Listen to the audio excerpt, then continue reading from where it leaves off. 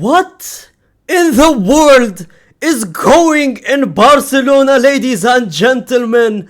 Am I seeing this correctly? Anthony Gordon to Barcelona, here we go. Official bid accepted now by Newcastle boards and Saudi owners.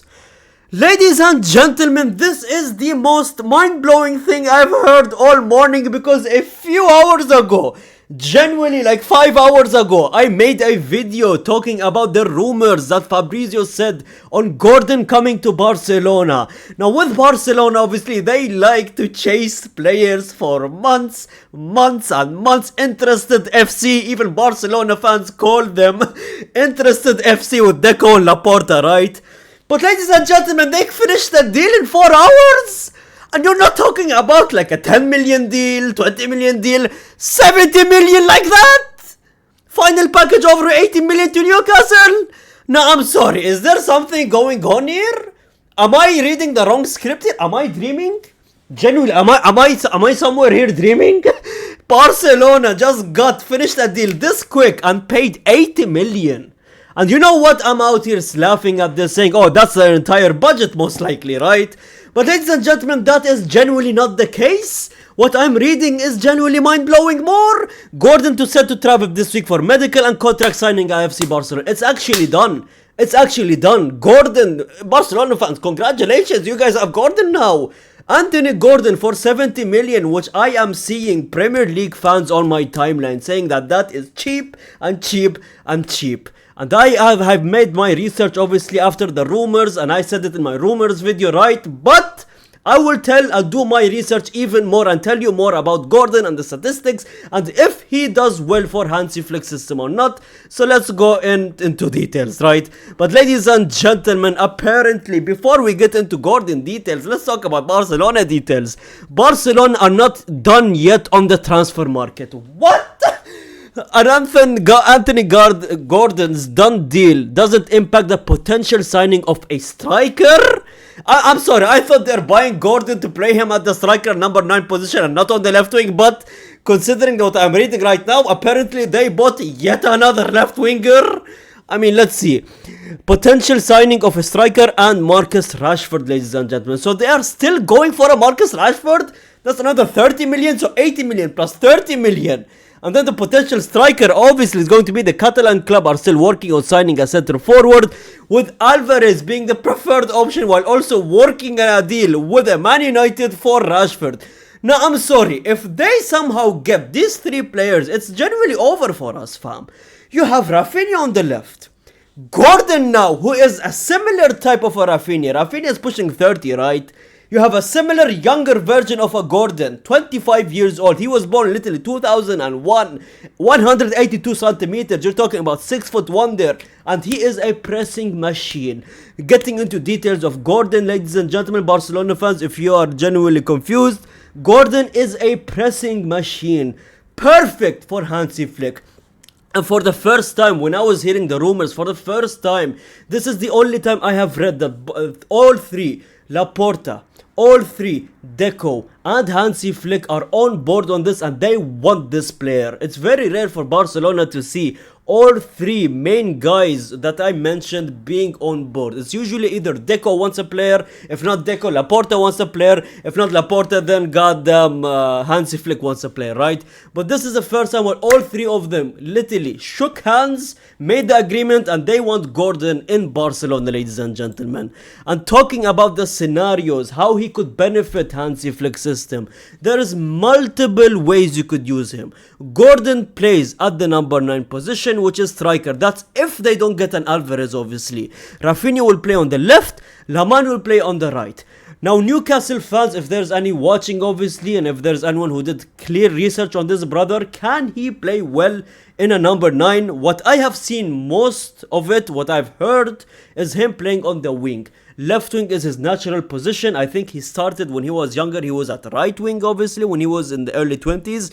Now he plays at the left wing position. He's versatile, so he can play at striker as well if he wanted to. Left mid as well, just in case Hansi Flick wants to change up formations obviously. But that is one way they could use him. That's if they don't sign an Alvarez, because the number 9 position, let's be honest, I think Ferran is going to rotate in that position. I know a lot of Barcelona fans don't like him, and Alvarez obviously is going to be the starter if they buy him, if they can afford him at the striker position. Obviously Rafinha is leaving, that's the second scenario. Rafinha leaving for a huge fee, Gordon replaces him on left wing, and Barcelona go for another big signing at a striker. Now that makes sense, because there is no way they get a Rashford for 30 million. 80 million for Gordon, that is literally a dream. Even Barcelona fans could agree with me. And then go for an Alvarez, which is minimum 150 to 160 million, 170 for a fixed price. Because Atletico Madrid is not going to let Alvarez go, literally their best player on the squad, for only like 80 or 70 million. I genuinely don't think that. I think they need 150 to 160 to 170 million for an Alvarez. And that to work out, I think Rafinha leaves the club. Now I don't know if Barcelona fans would like that. Let me know in the comment section below. Would you sacrifice a Rafinha now that you have Gordon, who's similar to Rafinha, but he is not the same as Rafinha? I mean, Rafinha is different. Big game Rafinha, obviously. We talked about big games. I mean, speaking of big games, Gordon right here, ladies and gentlemen, has 10 goals in 12 Champions League games this season. He's literally like, what, top 3 top scorer in the Champions League, I believe, or top 4 minimum, top 5. That's insane. Now keep in mind, 4 goals of the 10 that he scored against a very weak team, and he scored in 1 match.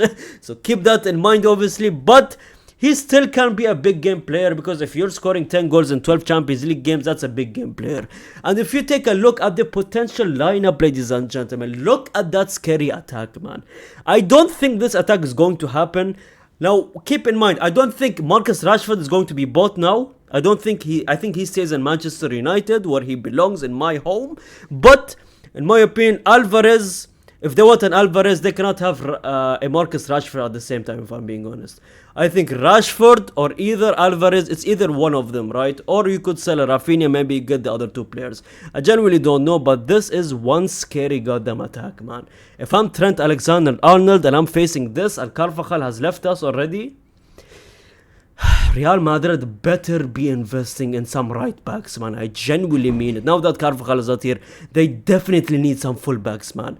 And apparently news are coming out that they are not even going to stop there. Apparently a new striker with a Julian Alvarez, Gordon, which they already bought, center back as well.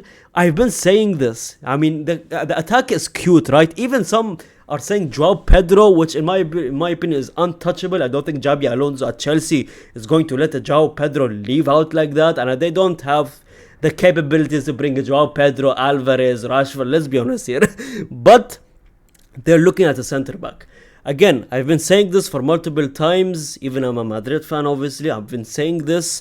Barcelona needs defense. If they don't improve the defense, they're never touching the Champions League. Sure, the defense they have, they can make the little La Liga team of the seasons or whatever, or your La Liga team of the season. But again, not good enough to win the Champions League. The center backs is definitely needed.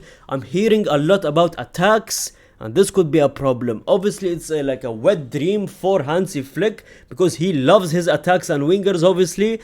But again, you want to win the big games, you need a stronger defense.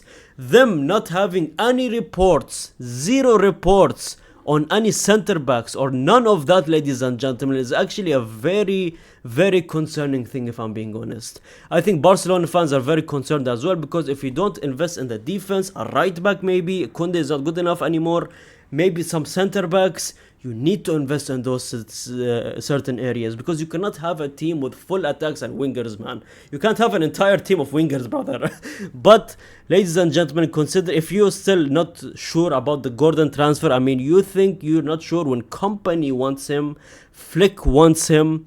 He is one of the aggressive football, like he's one of those players that's going to be the best pressers in world football, and that's why he is so wanted. His work rate is unbelievable, and I think he is the perfect replacement for a Rafinha, because Marcus Rashford didn't press enough, if I'm being honest. And he is obviously the 4th worst finisher among the Premier League wingers this season. Again, this does not matter. They bring this up to downplay him, but this genuinely does not matter. Gordon to Barcelona is a good move. Congratulations, Barcelona fans. Oh my god, Real Madrid fans, hard luck. Thank you so much for watching. Hopefully we invest in fullback. This is genuinely the biggest sign that we should invest in fullbacks. Thanks so much for watching. Subscribe if you're new to the channel. Comment down. I see every single comment. What do you think of this transfer? Like the video, ladies and gentlemen, like always. And gracias, amigos.